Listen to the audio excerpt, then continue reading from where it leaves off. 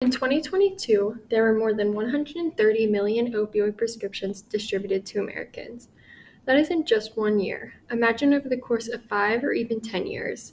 Many of these patients become addicted to opioids after being prescribed them and overdose due to overconsumption. Hi, my name is Alexis Duran, and I will be discussing the issue of overprescribing opioids and how chiropractic care can be used as an alternative treatment option. Opioids are being overprescribed to patients to manage pain, especially those who experience spinal pain disorders. Research has shown that over half the patients that use prescription opioids experience back pain. These prescribed drugs are also highly addictive, and many people abuse their prescription opioids and die from overdose each year. For example, the CDC reported that from 1999 to 2022, there are nearly 310,000 people who died due to overdose of prescription opioids. In order to solve this issue and lower the amount of opioids being prescribed, research is being done on whether or not chiropractic adjustments can be used as an alternative treatment option to prescription opioids. A study done by Wedden and many others investigated whether patients with spinal pain would have a lower probability of refilling their prescription opioids if they received chiropractic care. The hypothesis for the study was that among patients diagnosed with spinal pain, recipients of chiropractic services would have a lower risk of refilling their prescription opioids as compared with non-recipients. The researchers of this study collected their data through insurance claims, which they obtained through the All-Payers Claims databases of each of the 3 states they conducted this study for. The All-Payer Claims database contains information about medical claims and pharmacy claims. The 3 states the researchers chose for their study included Connecticut, Massachusetts, and New Hampshire. The insurance claims were for the years 2012 through 2017, and these claims were only included if they were greater than $0.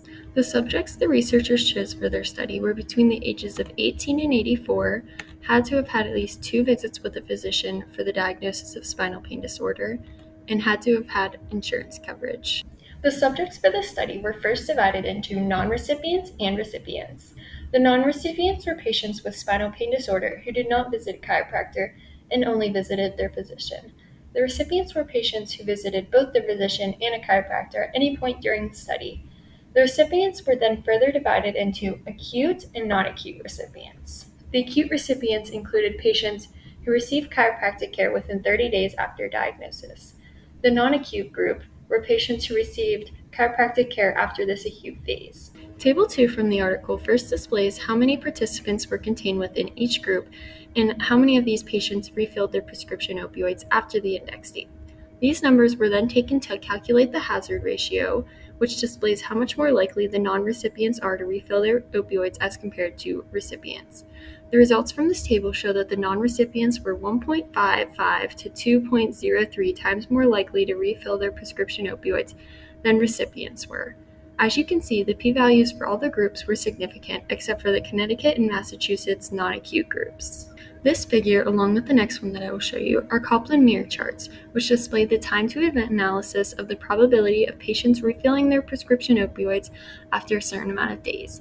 The x-axis represents the amount of days after the index date in which patients refill their prescription opioids. The y-axis displays the probability of patients not refilling their prescription opioids after X amount of days. The red line on the figure represents the recipients of chiropractic care, while the blue line represents non-recipients. The shaded region around the lines displays the confidence intervals that the researchers obtained. The difference between A and B is that A is all non-recipients and all recipients, while B is all non-recipients and only acute recipients. This particular figure shows the results that were obtained for Connecticut. Looking at this figure, we can see that receiving chiropractic care increases the probability of patients not refilling their prescription opioids. The confidence intervals for the non-recipients and recipients do overlap, which could have been caused by the smaller sample size. The difference between the probability of recipients and non-recipients refilling their prescription opioids was the smallest for this population when compared to the other 2 states tested. This next figure shows the results that were obtained from New Hampshire.